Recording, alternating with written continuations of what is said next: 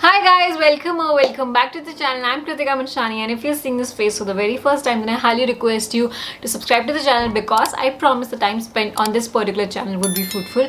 And in this particular video, I'm actually going to talk to you about something which has never been talked about on this particular channel, which is video editing tips for newbie YouTubers. Now, if you have been following along this particular channel since quite a time, then you would know that I started my channel back in 2019 and I stopped making videos at two particular point in time.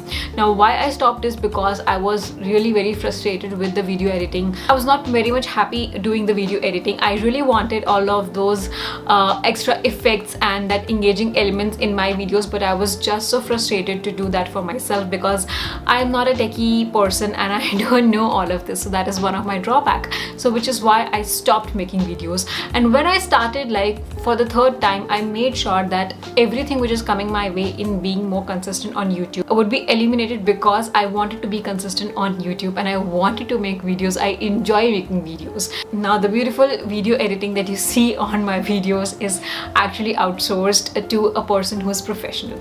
So that being said, it's not very easy for everyone to actually hire a video editor right from the start when they're making their first video. I highly recommend you to actually do the video editing when you're just starting out.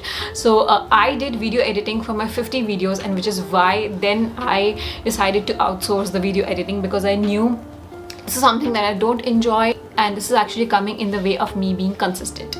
So I outsourced it, and right from the start I really suggest you to experiment with all the different things, because when you're actually outsourcing your video editing in the later part of the journey, you would know what you want and what you like and how to do it, because it may so happen that sometimes a video editor is not available and you have to edit your videos on your own, and at that time you cannot just not upload a video on YouTube, right? In this video, I'm actually going to talk to you all about top tips for newbie YouTubers for editing their video. Now, number one that I want to talk about is having a very good and suitable music for your videos. Now, let's say for example that you are someone who is doing a mix of sit down videos and doing a mix of vlogs on your channel, just like mine.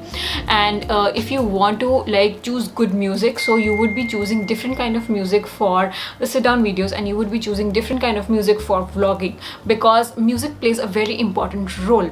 And if you are selecting a music which is very jazzy, and it comes in the way of when a person is talking to you and it comes in the way when you are talking to your target audience, it may hinder the video experience and people might drop out from your video, and that is something you do not want. So having and choosing correct and appropriate music is the number one tip that you need to keep in mind, that will go on for a longer period of time.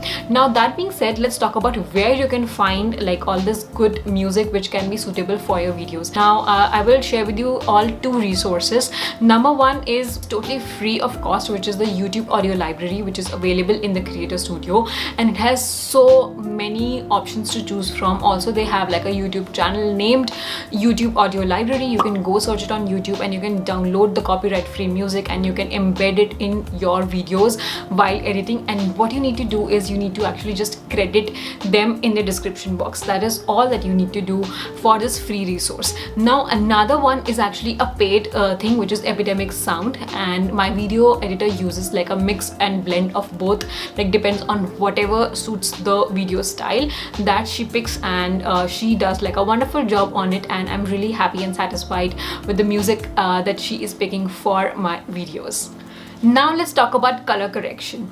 Now when I was just starting out and I was doing my video editing on my own, I was not color correcting because I did not know what is color correction, and color correction is actually very simple in layman terms.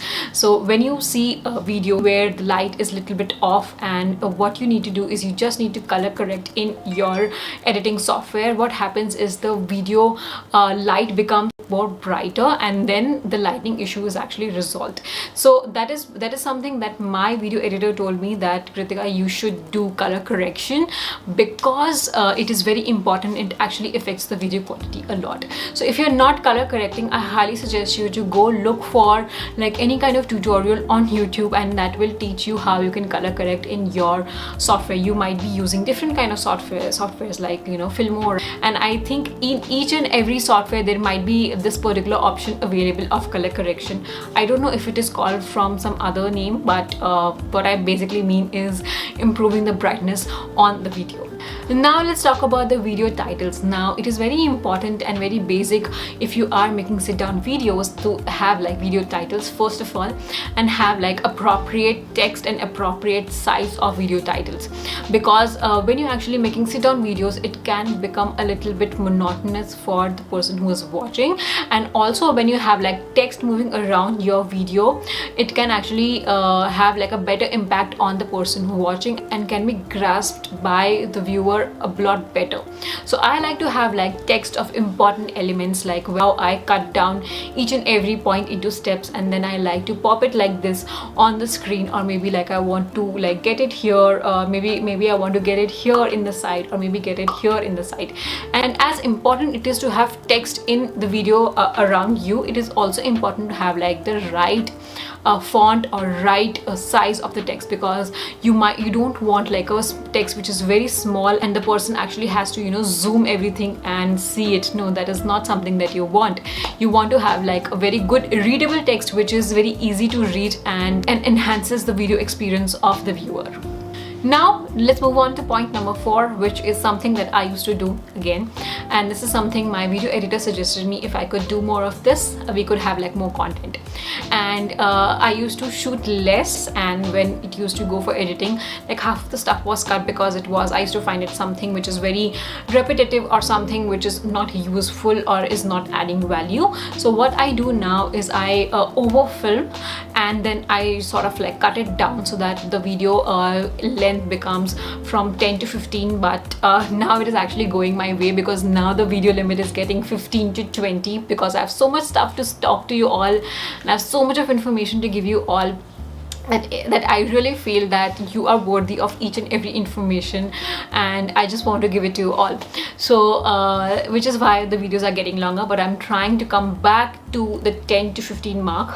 So yeah, overfill so that you can cut it down later, or maybe use it in some another time, or maybe you can use it for your Instagram. Pick snippets from the video and actually upload it on your IG, maybe a post or stories or anything like that. So when you film more, you can play around and you can move around like your content. Now let's talk about the point number 5th, which is having transitions.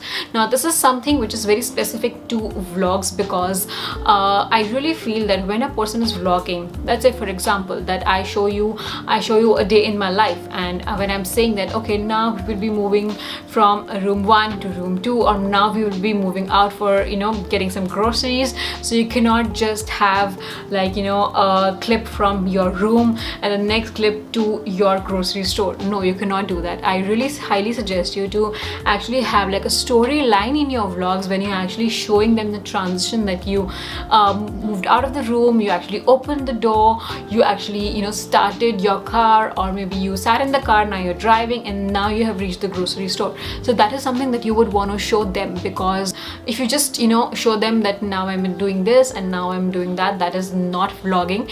And if you want to like, you know, start vlogging, then I have like a couple of videos on my channel, like for example this particular video wherein I talk about how you can become a vlogger and starting tips for someone who just wants to vlog for business. So I guess that was it for this particular video, guys. Thank you so much for watching this particular video, and I will see you in another video. Till then, bye bye.